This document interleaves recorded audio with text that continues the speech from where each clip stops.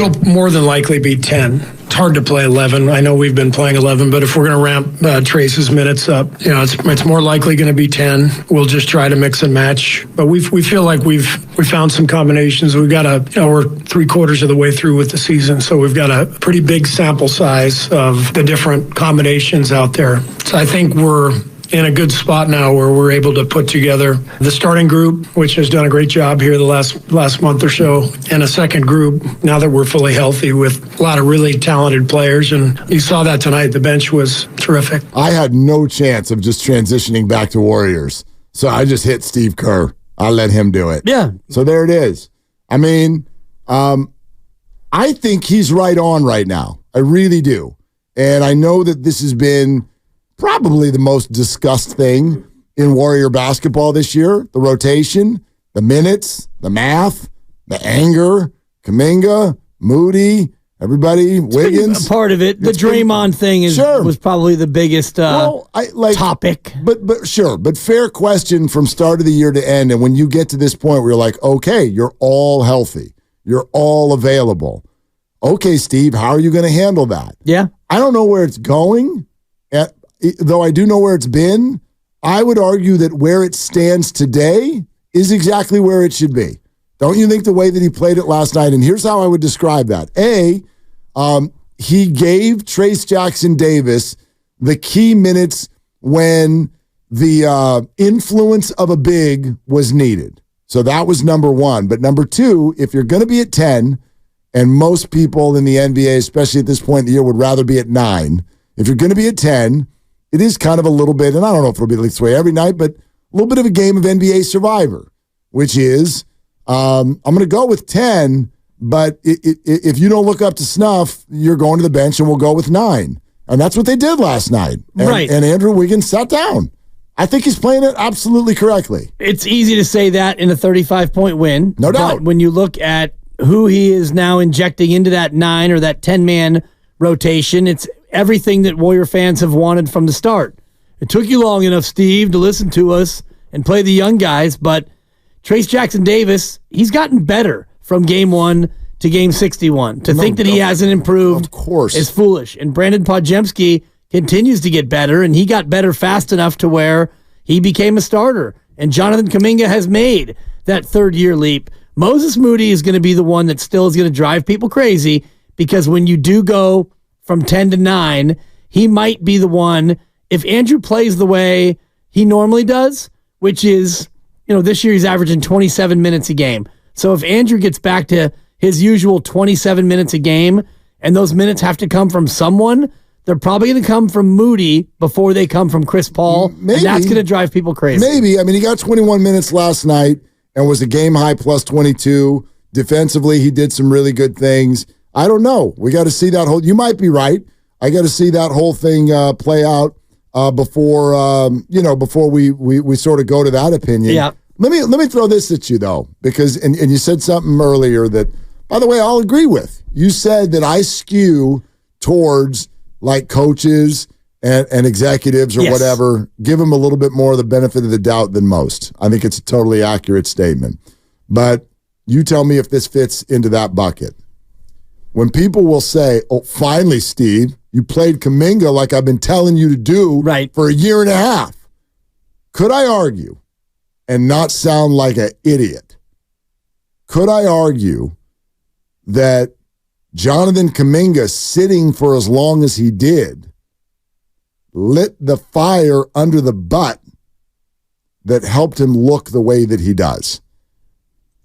Could I argue that? In other words, you can argue it, but we don't really know. If you said, okay, back at the beginning of the year, in November, you just gave Kuminga 32 minutes a night, do you think it would have immediately looked like this? Or did we have to wait for a shams bomb in January, and Steve then gets a sit-down conversation with Kuminga, and he comes out, and through my eyes, is not just that he's been more productive, but he's been more active.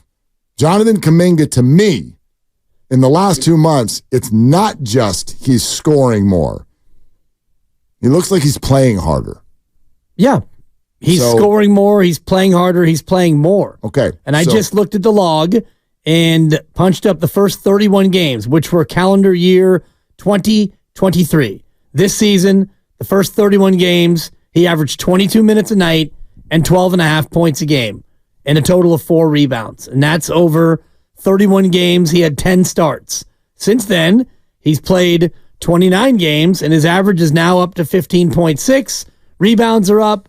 Minutes are way up. And it's partly because what you're talking about. I do think that slow playing him this year was a byproduct of a number of things, and he hadn't yet fully grasped the player that he needed to be. Including the playoffs last year, where I will defend Steve Kerr to the end because Jonathan was playing horribly in terms of effort. Like, I just wonder if we will allow this into the conversation. I'm not saying, as you said, there's no way to know what Jonathan would have looked like if they had given him the reins in November. There's no way to actually know. But when we say, oh, they don't know how to develop young players, isn't part of development managing the ego? Isn't it creating the desire, the necessary fire to go out there and actually play at your highest level? There's not a one of you that can't relate to the idea of a parent or a teacher who's like a little bit harder on you. And then all of a sudden, after about 4 years, you're like, why are you so hard on me? And the person will look at you and because I know you're better. I know you've got more in you than what you're giving. So even if you are beating the next person in terms of output, you're not beating your own potential output. Exactly. It's no different than what Kyle Shanahan did with Brandon Ayuk. And Kyle Shanahan got ripped for that in year 2. Why the hell you got Ayuk in the doghouse? Well, how are we doing now? Now we got back-to-back 1,000-yard seasons. And you can choose how you want to look at it. You can go, dummy waited too long to put him in. Or dummy knew exactly what he was doing and is now getting the best out of him. Yeah, that is part of coaching. Absolutely. And the other piece of this, and I just confirmed it with the statistical look that I was doing with Jonathan Kuminga, part of it was a byproduct of Draymond Green swivel slapping, punching, whatever, no doubt. Yusuf Nurkic. No because doubt.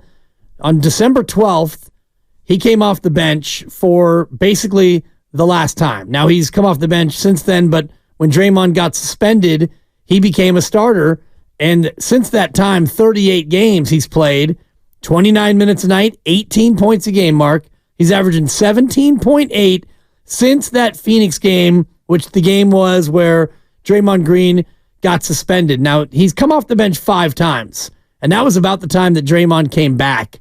And after that, Steve put him in the starting lineup. So part of it is the byproduct of necessity, where he only started 1 game before that time that Draymond got suspended. So I don't know if Steve would have started him or if he would have waited a month or how that would have gone, but it was kind of born out of necessity that his minutes went up and got to start. But he did, at that point, he raised his game. And now he's gone from should he or shouldn't he or will he or won't he to this guy, the sky's the limit now. I mean, how good can he get, not only in his career, but this year? Because he's turned into, I think he is there too. He should be there too. Right. He usually is. Right. He hasn't had too many of the games now where he just doesn't really show up. Right. It's fascinating to me to look at when someone arrives at success and kind of how did they get there.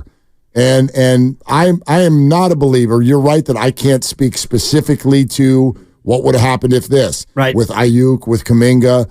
If it had gone to him earlier, would it have been good? Would it have not been good? But when something arrives at success, then however you got there, I think was good. Like the path is the path. And there's no way to know what would have happened with a different path. But if you are sort of maximizing your potential, then I think there's something to be said for however you got there. However you got there. Agreed. Like, and especially in sports, I think we've got so many examples of it's not good when you just hand stuff to people. Right. It's not good. Like, it is okay to make someone earn it.